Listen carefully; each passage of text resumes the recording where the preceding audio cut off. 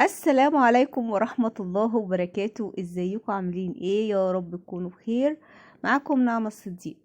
النهاردة زي ما انتم شايفين هنعمل مع بعض السمنة في البيت. هنعملها طبعا بمكونات طبيعية جدا، صحية، وفي نفس الوقت موفرة جدا. بس طبعا قبل ما نبدأ نسمي الله ونصلي على رسول الله وعلى آله وصحبه وسلم. طبعا السمنة دي انا عايزة اقول لكم ان انا بعملها من الدهون الحيوانية.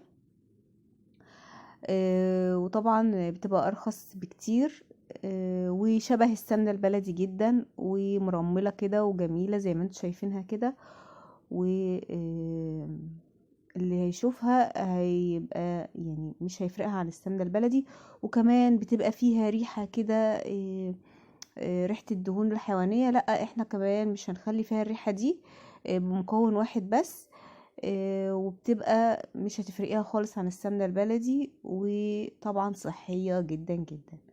اول حاجة هيبقى معايا الدهون الحيوانية دي بنجيبها من عند الجزار، بنقول له احنا عايزين الدهون اللي بنسيحها للاكل.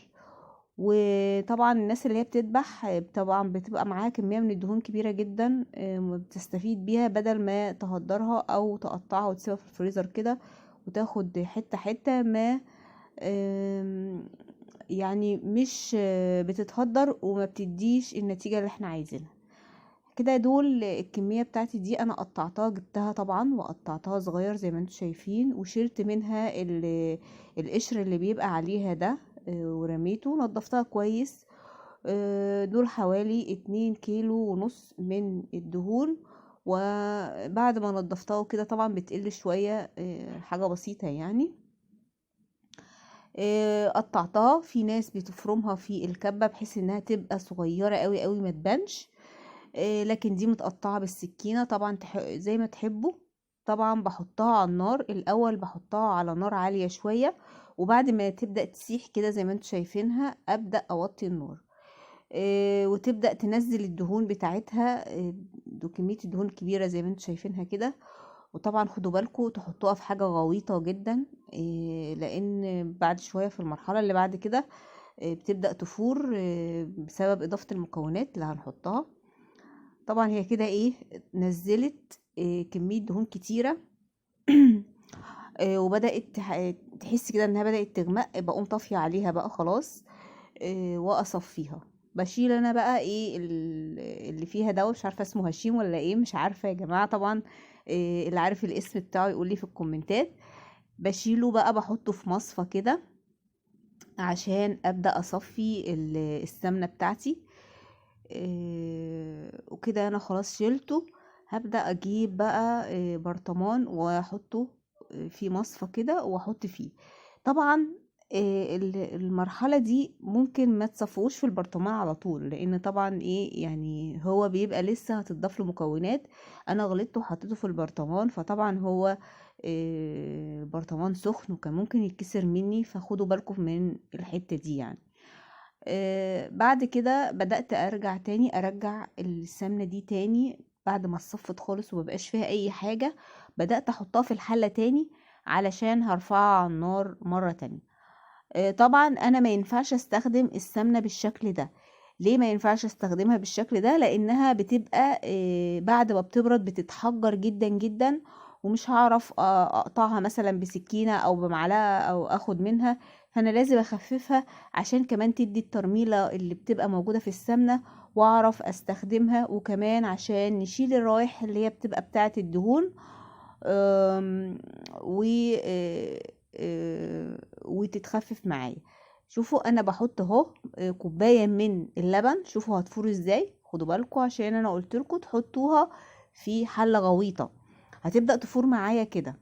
طبعا انا الكميه اللي عندي دي حطيت لها كوبايه من اللبن وحطيت لها كوبايه من الزيت. ده مش كفايه، لان بعد ما هي بردت حطيتها في البرطمان وبردت، لقيتها متحجرة برضو ومحتاجة كمية تاني. فانا اما حطيت كمية تاني، فالكمية اللي انا حطيتها بقى ايه، حوالي 4 كوبايات، كوبايتين لبن وكوبايتين زيت. عايزين تحطوهم ال4 لبن تمام، عايزين تحطوهم ال2 زيت و2 لبن زي ما تحبوا. فايدة اللبن هنا يا جماعة انه بيمتصلي ريحة الدهون او الدهن الحيواني ده، وما يبانش ان هو دهن حيواني، يعني تحس ان هو سمنة بلدي بسبب ريحة اللبن. اللبن له ريحة كده معينة بتقلب بقى خالص ريحة السمنة. حطيت بقى الزيت بتاعي، برضو الزيت يكون نقي كده وحلو من اللي انت بتستخدميه في الاكل. وكمان الكمية حوالي 4 كوبايات. طيب بعد كده بتبدأ بقى تحطيها في البرطمان، هتلاقيها رملت معايا وبقت تحفة. طبعا لما بيبقى فيه ريم كده على الوش بشيله. وانا حطيت معلقة ملح كمادة حافظة يعني. مهم جدا ان انت تحطي معلقة الملح دي عشان لو قعد معاكي كمية كبيرة. وممكن احنا دلوقتي في البرد مفيش مشكلة، لكن في الحر ممكن تحطوه في التلاجة. وعايزة اقول لكم كمان ان هو عمره ما بيحصل له اي حاجة، لان زمان كانوا بيستخدموا السمنة دي او الدهون اللي بتنزل من الحيوانات في حفظ اللحمة لما ما كانش فيه تلاجات زمان. طبعا دي كمية السمنة اللي طلعت لي، ومعاها القطع دي يا جماعة بتستخدم في الخضار، بتحطيها في الخضار وانتي بتعمليه، بتدي طعم حلو جدا في الاكل. وكمان بتستخدميها في المحشي، بتدي طعم جدا حلو قوي قوي قوي للمحشي. وبتطلع بقى زي ما انتم شايفينها مرملة وطالعة تحفة وسمنة. بصوا مفيدة وصحية احسن مليون مرة من السمن النباتي، واوفر. دلوقتي اوفر جدا. جربوها مش هتندموا ان شاء الله. ولو عجبتكم الوصفة متنسوش تعملوا لايك وسبسكرايب وتفعلوا الجرس عشان يوصلكم كل جديد، وتدعوا لمازن ابني.